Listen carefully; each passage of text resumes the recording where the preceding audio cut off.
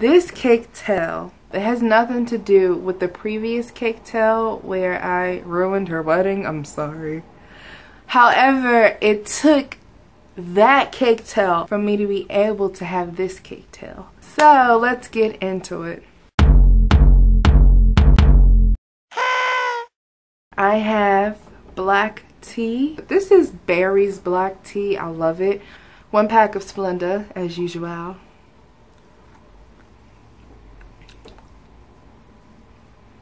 I like this. Very soothing. I'll need this today. Ooh, it has a bitter, but I like that. I did that on purpose. I made it super, super, super strong. This is my catering cup given to me by my sister. I'm a delectable caterer. This was last year, okay? Last year, so, you know. Last year, I want to say around September, October-ish. Working in a hotel, line cook by myself. Of course, you've got the supervisor, you know, the kitchen supervisor, a couple of bartenders, then the rest of the hotel staff. So I would go in typically at about 2:30. And I was set up for the dinner shift. There was a party there, a baby shower to be exact, as well as I believe 2 other parties that were just coming to pretty much raid the bar. Basically, when they're at the bar, they're also eating. So, hello, Marisha. This was definitely going to be a busy night. With that being said, we were also in the transition, in a managerial transition in our department. So we also had a new food and beverage manager. It was his first week. Typically, dinner tickets would start coming in at 6 o'clock. You have to be on top of it all the time because you don't know if it's just going to be that one ticket situation or if it's going to be the one and then the 100 coming right after it. You just never know. So you gotta be, you know, set up. So I am in the kitchen, literally chilling. I feel like I was chilling. I was like, everyone knows about my cakes. You know, when you work with people, they just know what you do on the side sometimes, if you can talk about what you do on the side. Now this baby shower, I remember it was a Nigerian party. I want to say of about 100 people. It was a lot of people. And they basically rented out a room. They were bringing their cake. They had the room set up. It was gorgeous. It was like pink and silver. About 2 hours, an hour and a half before the guests started arriving, or the party would start at about 6 o'clock. Same time that the dinner rush starts, by the way. Keep that in mind.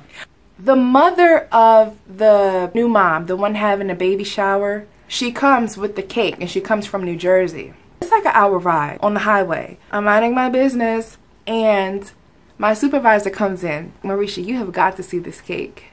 And the way she said it was just like a normal, like, you gotta see this cake. I was like, oh, okay. Like, if I want to see somebody else's cake, I'll go out there and see it. That's just how I am. Like, I don't need to see. If I feel like, you know, leaving the comfort of my surroundings, then I'll go and do that.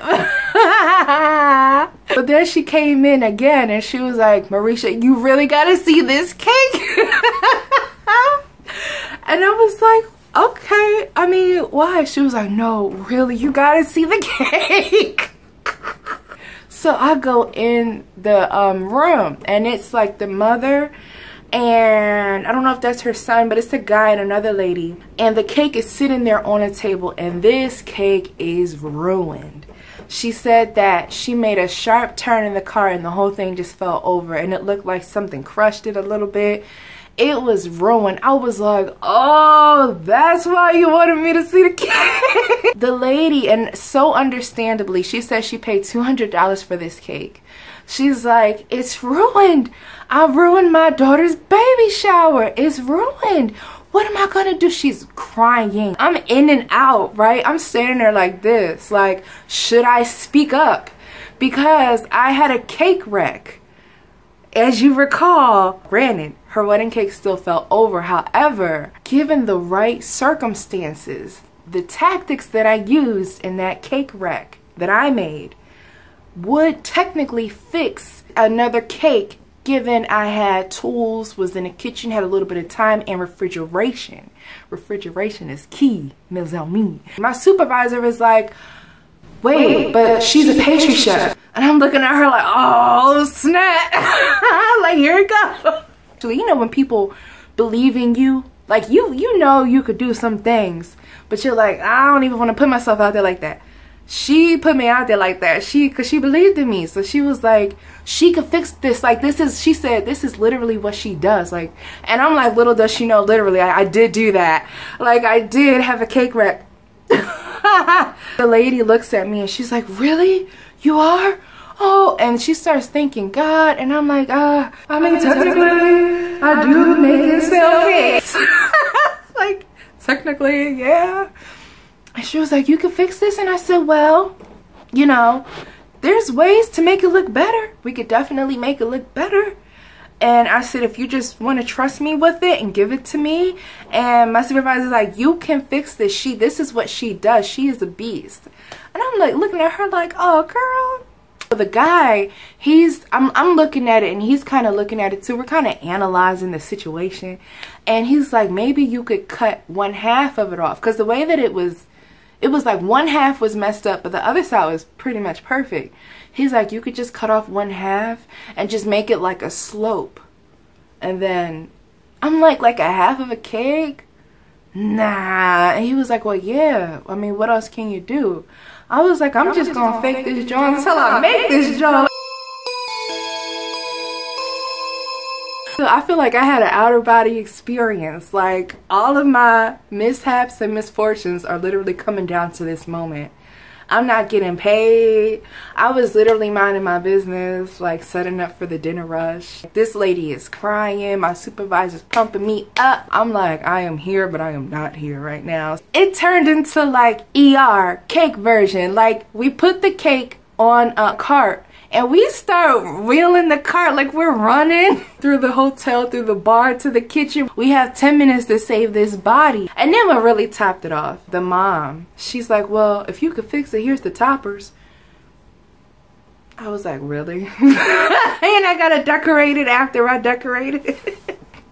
The dinner rush should be starting in about 30 minutes. But now people that work in the hotel are coming in the kitchen and they're like, what are you gonna do? And I said, I need some paper cups. Because remember, when I ruined that cake, I realized I needed dowels. So we need cardboard. We got paper cups. I need scissors. Do we have tape? Just like reminiscent to when me, my mom, and my sister were cutting cardboard from the cake boxes and rolling it up and making dowels. Now me and Daisy, she's the bartender. She's in my video, the Daisies for Daisy video. That's her. So her and another supervisor, we're cutting paper cups and then rolling them into dowels. We're all trying to make dowels and then taping them. Taking out the dowels that were in the cake, and it was literally 4 little teeny dowels that were about the same size as the kebab sticks that I had in my cake. And it made so much sense to me why this cake fell over, because there was literally not enough support. It probably could have worked out if there were like 1, 2, 3, 4, 5, 6, 7, 8 dowels, but there were 4 dowels in a pretty big cake. Cake was like this. This part was messed up. So I scraped off all the frosting, put it to the side, scraped off the cake, made a big old cake dough, and patted that thing back together, almost like it was clay. So I made like a fake cake. So a few people who got these slices got like cake pop type of dough situation. We have pounds of butter, we have confectioner sugar, the mixer. I'm making up buttercream, but the bottom layer with the rosettes has this beautiful peach color. We don't have any type of dyes there. So I talked to my pantry guy and the bartender, and I said, I need something from the bar that is reddish, orangish, yellowish.